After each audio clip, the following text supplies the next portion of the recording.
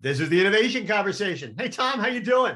Good, Kevin. How are you, sir? I'm doing fine. What's it like in nice, warm Arizona? And be kind, because I'm asking that question from cold Connecticut. Well, I'm certainly not gonna complain because you can see how sunny it is, but it was in the 60s over the weekend. My heart breaks. But it'll break into the 70s this week, so everything's a little better. In Arizona, they put on fire pits when it goes below 70. Oh yeah, we have to. It's cold. It's desert cold. Desert cold. Give me a break.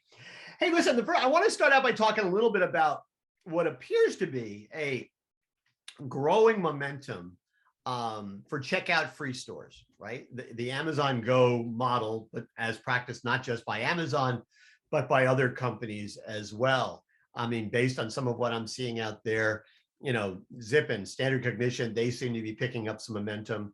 We had stories in Morning Newsbeat, I guess last week, about how Aldi in the UK is going to test a checkout free store. Makes perfect sense for a company like that.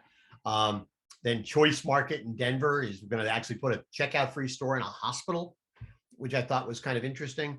And then you've got Amazon Go expanding to the suburbs. I've always thought that this was, the checkout free had the potential of being as important as scanning. I think we're picking up momentum. Yeah, I mean, I think the big, if you remember going into those very first Go stores, right? Think of all, people were taken back by all the infrastructure that was in there, right? You look up in the ceiling and it was just this sea of cameras and sensors and what, wires and just, you look at it, you're like, how can anybody afford this, right? Like only Amazon could do this, but over time, obviously the technology becomes less expensive, it becomes better.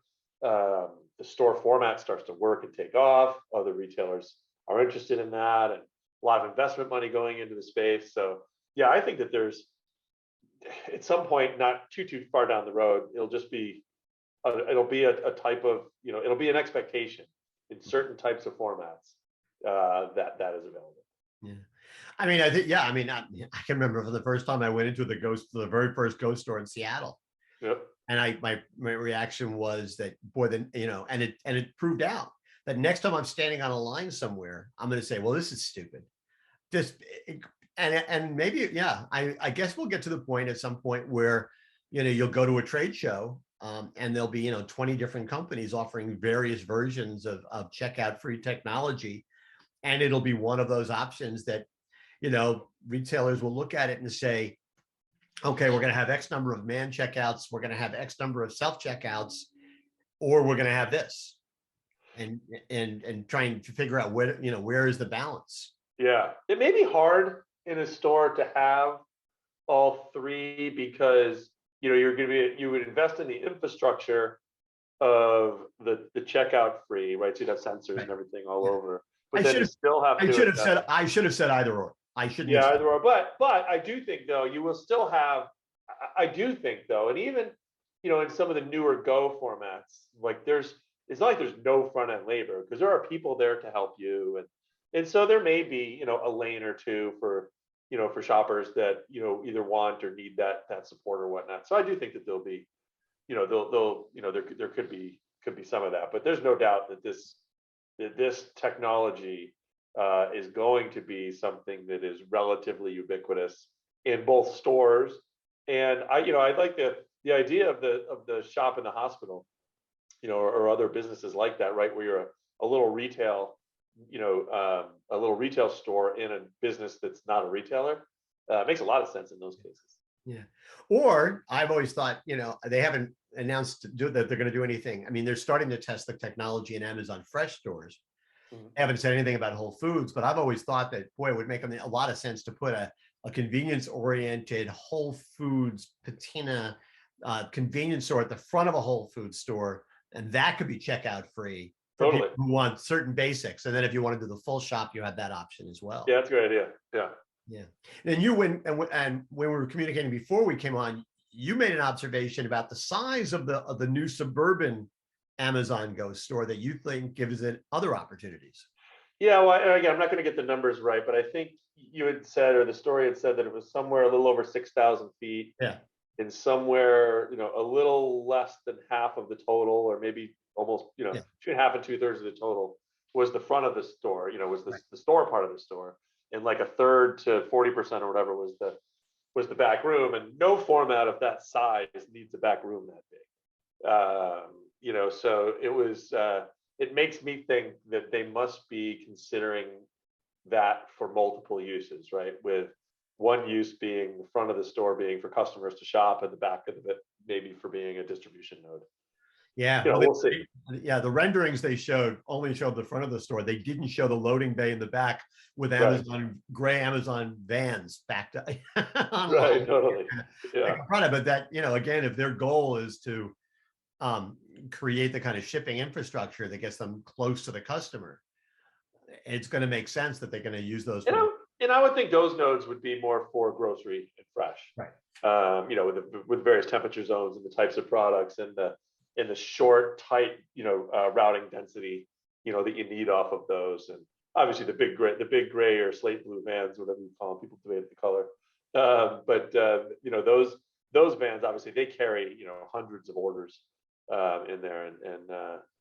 So I don't know if you could do those out of there. Maybe you could, but it'll be interesting to see what they do. Yeah, or you could pick up your dry grocery at one location, and then if you go into a neighborhood and they have particular fresh stuff, you could. I mean, they could mix and match, right? There's they're thinking about doing milk runs between locations, Right. or they're thinking about like how. Yeah, there's so much. I'm sure so much. Discussion and experimenting happening. Yeah. What did you think of the? To move on a little bit, what did you think of the announcement that they're going to be opening a clothing store in Southern California, which is going to be, as I observed, and I think we even talked about it back when it opened, because I think we were in some form, I can't remember which one. Yeah. Very similar to a store called Hointer, which an Amazon alumnus opened up in Seattle. Oh yeah, no, I remember Hointer. I remember being in the U Village or the University District store, and that was really cool. Really cool experience. You had only one item or one unit of each product, and you scanned it, and you went to your fitting room, and then the stuff showed up, and you got to try it on, and it was super innovative experience. What was that, 2013ish or so? So 8 years ago or whatever, 9 years ago now. Ahead of its time, but definitely pretty cool. Yeah, I could see that. Amazon's I think they're the largest apparel retailer now in the U.S. You have to offer. I think you have to offer a category that you're that dominant in, and a category that can be very kind of in the discovery phase of shopping that category, trying stuff on and using a sensory type of experience. It makes sense that they're going to have some various formats for that. So I think it makes total sense that they're doing it. It'll be interesting versus Hointer, because Hointer was was definitely sub 10,000 feet, right? Maybe sub 6,000 or 7,000 feet. I think this was going to be more like 30, so it's going to be a much bigger store, but it'll be interesting. And more people, I get the sense. They were going to have. They weren't not. I don't think they had quite the robotics operation that Hointer had back in the day, but they're going to figure out a way to be more efficient and more effective, because if you think about how fast technology has grown in the last 9 or 10 years, it's extraordinary. Absolutely. Yeah. And I think, especially if it's, in that environment, I think the human element is important. I mean, you look at like Nordstrom, right, with Nordstrom Local, that's an innovative, relatively tech-driven format, actually. Right. But that does rely on humans, to work with you. It's just funny to see how interesting to see how Amazon evolves over time, where humans are becoming more a part of their offering, more a part of their customer experience. Kind of nice to see, actually. Yeah. Although, but a little crazy for the guy who at least used to be CEO, who said he didn't like humans because they were variable, right? Wasn't that the line? Exactly. Well, Nadia comes out of Amazon, and the original Hointer experience was, very Amazonian in its approach. I mean, you really didn't even need people at it. Like, that was a format that was ready for Go. It was before Go, but that was a format that was absolutely ready for Go. Yeah. You just scan your stuff, walk out. I mean, you tried it on. I mean, there's obviously security and whatnot around that, but you think about even on clothing, like you put the security tag on the clothing, and to go through the front end and have the tag removed, Yeah. you have to actually render payment. So you Yeah. could do that without a human, probably better than a lot of categories. So You just said Nadia. things evolve. You just said Nadia. We should say, because we didn't use the full name before. That's Nadia Shirabura, who's the Amazon person who left Amazon, created Hointer. Yes. Just as a postscript, I actually reached out to her, shot her a note, and said that I had actually compared this new store to Hointer. Did she agree? And she's just very. She said, "Yeah, it's a lot. Yeah." Hey, I know I've been an entrepreneur many times over. I've worked in it's a bummer when you're ahead of Yeah. when you have the right idea, but it's ahead of its time. Yeah, moral victories don't count for much in those circumstances. No, unfortunately. So real quickly, go through a couple of other things. I thought it was interesting. This one I know would be dear to your heart. 7-Eleven getting into the subscription program business, allowing you to pay a fee, and as long then all your deliveries that cost more than X number of dollars are free. Not really free. You've paid for them in advance. Getting on the. Well, I thought it's 7-Eleven. You look at their assortment. You look at their locations. The idea of the delivery pass, it's a subscription where you pay. It's like a Prime kind of competitor, right? Or Walmart Plus competitor. Right. You pay that. And I think it's on orders. Like they're not very high dollar orders either. No. That you get it. And they talked about you even get like a free item added and whatnot, and seemed like a pretty good deal. And that's that kind of ultra fast delivery. I don't know that this would necessarily be ultra fast delivery. Like I don't know if you get these deliveries in a half hour, but that kind of serving the needs that a retailer like 7-Eleven would serve. You see a lot of volume going that way now. Yeah. And I just look at my kids, and particularly my adult kid, and just look at the way they think about getting food with Grubhub or DoorDash, getting groceries with Instacart, I could see these types of things from 7-Eleven. Like that's just what they do. Like they hang out on their phone, they hang out with their friends, they do the thing, and the stuff comes to them. They don't go shopping. Yeah. They don't go to pick up food. It's brought to them. And it will be interesting. I wonder if we'll see 7-Eleven establishing more alliances with other kinds of companies to be pickup drop-off points for restaurants or whatever it happens to be. I mean, they do have the advantage. I mean, we talked before about Amazon wanting to if they open stores in the suburbs, they're going to where the people are, then maybe use part of it as a distribution point. Well, there's an awful lot of these convenience stores out there that could serve much that same purpose. Yeah, I think you're going to see right now. You've got these, disruptors, like the Instacarts, the Grubhubs, the DoorDashes, right? You've got these disruptors that come into a market, have the customer relationship, right, and partner with the players in the market to serve the customers. And I think it wouldn't be shocking to see some kind of uncommon partnerships between folks in these markets. So between grocers and fast food, between convenience and fast food, convenience grocers, like have these guys start to partner more together and maybe use some of their own combined labor or their own captive gig labor, to kind of serve in that. And you can, in some cases, you could use a retailer as a consolidation point. I think there's a lot of potential there if companies are willing to partner in ways they haven't thought of before.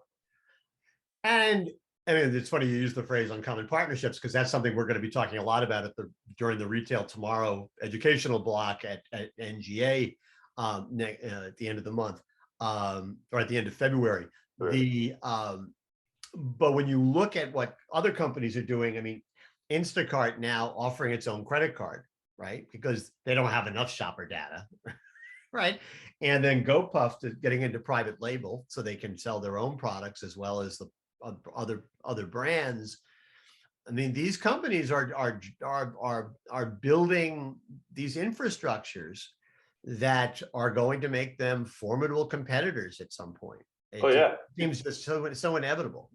I think I saw with the Instacart Chase credit card, you get inclusion in their delivery pass program. I think that's true. I think I And saw that. So think but you're about that. getting, and yes, but you're also getting Instacart points, Yeah, right? But so conceivably, you're going to go on Instacart and shop at grocer A, use the Instacart credit card, generate points that you could then use to buy stuff at grocer B. absolutely. And by the way, it's delivered for free. Yeah, it's like at some point it's And Instacart knows what you got from grocer A and grocer B yeah, and grocer C. and D and E. And so when grocer A decides, well, we don't want to do this anymore, they're going to just be able to move all that stuff. It The just later you make that decision, the harder it's going to be. Oh yeah. Yeah. Yeah. I mean, yeah. Right now they're like in this quicksand. Retailers are in this quicksand, and it's very unlike. Maybe it's not a good metaphor, because the one thing you do when you're in quicksand is you don't move around a lot. You don't try and move. Right. It's not a good metaphor, right? Because you can't afford not to do anything if you're in the Instacart quicksand. Right. Yeah. It's really fascinating. We all these different innovations we're talking about, and it just, even at a time, every once in a while you see stories about like, well, God, have we come to the innovation dead end, right? Have we innovated as much? Because that just seems so silly, whatever it is. Yeah, right? It's like, that's exactly. I mean, the people who say that are, don't go with them to Vegas, because don't follow their best. Because it just seems like it continues to pick up momentum. Sometimes, okay, maybe this metaphor will work. Sometimes like a tsunami, it's underwater until it swamps you, right? But it continues to, this innovation stuff just continues to happen. I always say there's this Moore's law of innovation, right? And Moore's law of technology, I think it's every 7 years. I think it's 7. It's probably got to be less than that. Wait, 3 years. I don't know, whatever. In the technology gets twice as fast. Oh, it's 18 months. 7 years. It's every 18 months, technology gets, twice as fast, twice as robust. And I think that's still holding up. Although there's probably a diminishing return somewhere there, but I think in innovation, that's the case too. I don't know what the cycle is, but there's this pace of innovation is absolutely picking up. And because so much of the competitive pressures and so much of it being technology driven, you have this incredible pace, acceleration of innovation that's happening out there. And I find myself too, Kevin, lots of times I'll see an innovation, I'm like, come on, that's so silly, right? Like that's, and sometimes it ends up to be silly and sometimes it's not. But that's the whole idea with innovation is you go try stuff that may seem crazy, and out of every so many of those that you try, you're going to have some breakthroughs. And, I don't think you need to bat 80 or 90% in innovation in retail. But, if you can bat 30% or 40 or 50%, you're doing pretty well. If you have the right environment set up for innovation, where you're spending the right R&D and doing that, trying the right things for your customers, you're gonna have some failures and some crazy stuff. But none of this stuff that we're seeing now, I mean, so much of this stuff would have seemed crazy years ago. Right. And now, their customers are moving to these formats, and their behavior is really is really showing that they appreciate this innovation. And I wonder if there's also different kinds of innovation, in the sense that some innovation is you come up with something new, right? And it's like the old thing, there's only really 10 stories in the world, but you just tell them in different ways. And that sometimes you come up with a brand new innovation, but sometimes you add 2 or 3 other innovations. I mean, like the Amazon Go suburban store, right? So we know Go is innovation, but it's not. It's an innovation that we saw years ago, right? The idea of building small warehouses, basically small warehouses in neighborhoods, that's not new. No. The idea of Amazon having its own distribution system, that's not new. No. Even the idea of having convenience stores, that's not new. But if you take those 4 elements and you put them together with a new twist, in this case, it could be 1 + 1 + 1 + 1 = 6. Yeah. And it becomes this disruptive piece of this thing that is disruptive because they figured out a new way to do addition. Absolutely. And I think, if you are focused on what you're trying to solve for your customer. So you're trying to solve something that's broken or is a challenge today, or you're trying to take them to a better place. But if you're really focused on what it is you're trying to accomplish, then like the formula of how these things, could work together, they start to make sense, and that's your guiding with your guiding principle, your guiding force being your customer, right? All this stuff becomes so much more logical. Well, and it also, in some ways, that lights the way for, let's say, independent grocers who don't have the resources of an Amazon, right? Yeah. Or because they can say, we don't have to innovate the same way, but if we can innovate within our skill set and we can figure out how within our store, we can make 1 + 1 = 1 = 6. And that'll almost always need to be with partnerships, right? Right. In most cases, an independent retailer is not going to be able to do all of that on their own. They may be able to do some of it on their own, Right. but it's how they decide to bring these things together to uniquely serve their customer. Yeah. And that's how they win. And they know their customers better than most. Yeah. Sure. Well, listen, the great thing about Moore's Law is it's keeping us in business. So, Yes, it is. well, thank you. As always, I will see you in 2 weeks. Enjoy the warm weather. Thanks, Kevin. All right, Stay take care, warm up everybody. there. Thanks, everyone.